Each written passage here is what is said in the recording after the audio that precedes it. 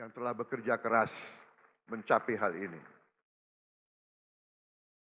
Saudara-saudara sekalian, dalam 7 bulan kita berhasil mencapai apa yang negara-negara lain butuh belasan tahun. Saya telah jumpa dengan Presiden Brazil dan mantan Presiden Brazil. Brazil butuh 11 tahun untuk mencapai 40 juta makan bergizi gratis setiap hari.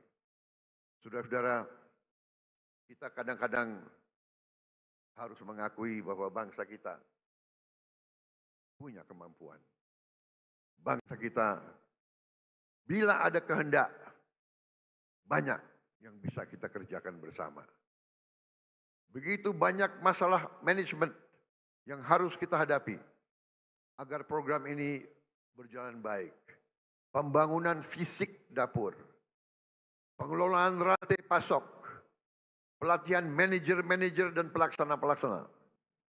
Sekali lagi, saya tadi ucapkan terima kasih kepada Kepala Badan Gizi Nasional. Saudara dan anggotamu telah bekerja dengan baik. Kita kadang-kadang kalau yang berbuat baik, kita lupa ucapan terima kasih. Kalau yang berbuat salah, kita tidak akan lupa-lupa. Terus diingat.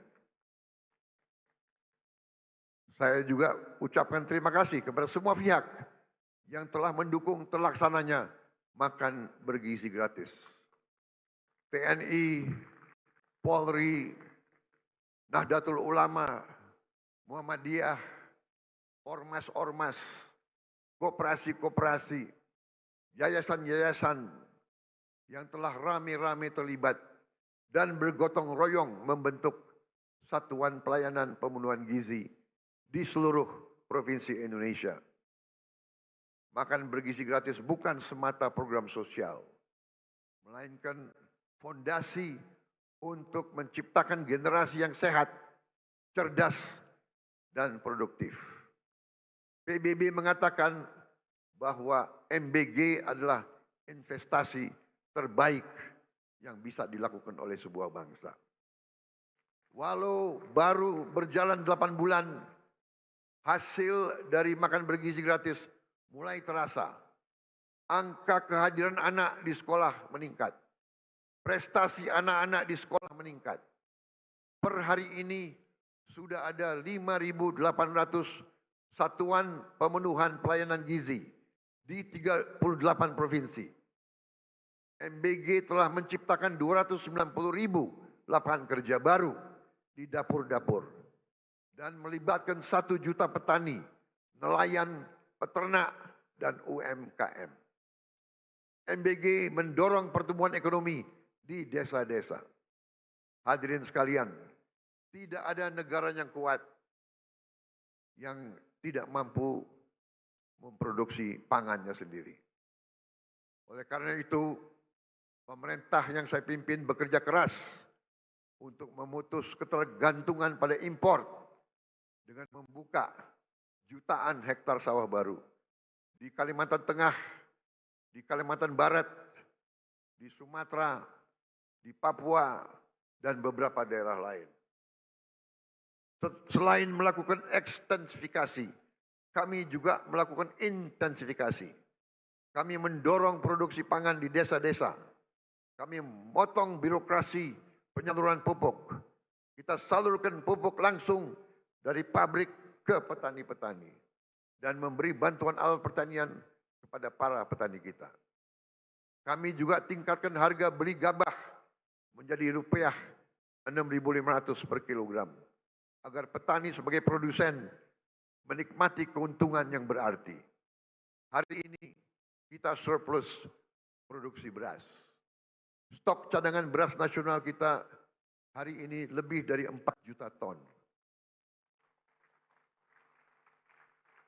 Ini adalah tertinggi selama sejarah NKRI. Untuk pertama kali dalam puluhan tahun Indonesia bisa kembali mengekspor beras dan jagung. Saya perhatikan di mana-mana para petani tersenyum karena harga gabah stabil dan penghasilan mereka meningkat.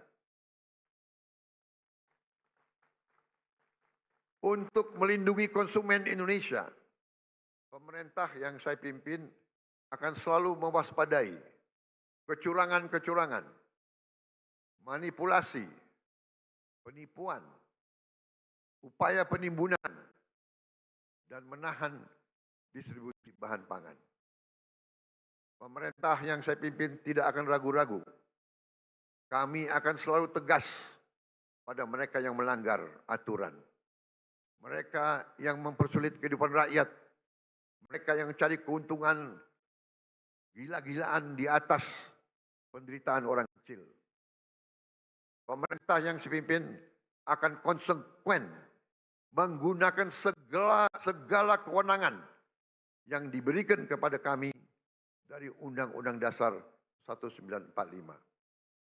Dan juga Undang-Undang Nomor 7 tahun 2014 tentang perdagangan. Terutama pasal 107, Jungto pasal 29 ayat 1 yang berbunyi pelaku usaha yang menyimpan barang kebutuhan pokok dan atau barang penting dalam jumlah dan waktu tertentu pada saat terjadi kelangkaan barang, gejolak harga, dan atau hambatan lalu lintas bisa mendapat pidana penjara paling lama 5 tahun dan atau denda paling banyak 50 miliar rupiah. Hadirin sekalian,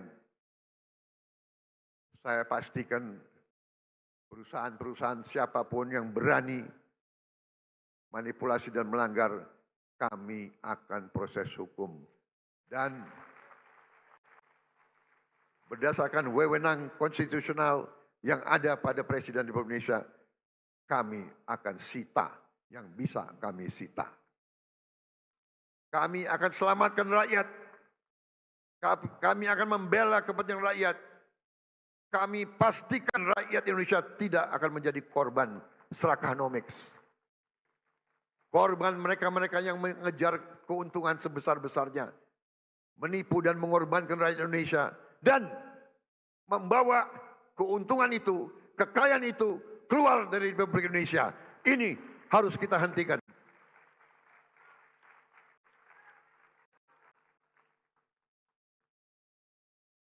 Selama saya menjabat Presiden Republik Indonesia, jangan pernah anggap yang besar dan yang kaya bisa bertindak seenaknya.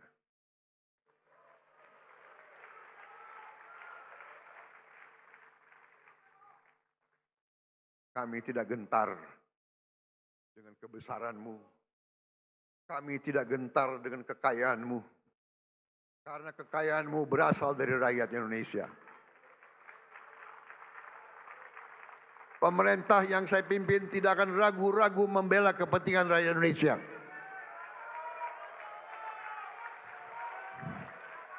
Kita akan gunakan Undang-Undang Dasar 1945 pasal 33 yang sudah sangat jelas cabang-cabang produksi yang penting bagi negara dan yang menguasai hajat hidup banyak dikuasai oleh negara. Ini warisan Bung Karno, ini warisan Bung Hatta, ini warisan Bung Syahrir. Saya yakin mereka berada di atas kebenaran.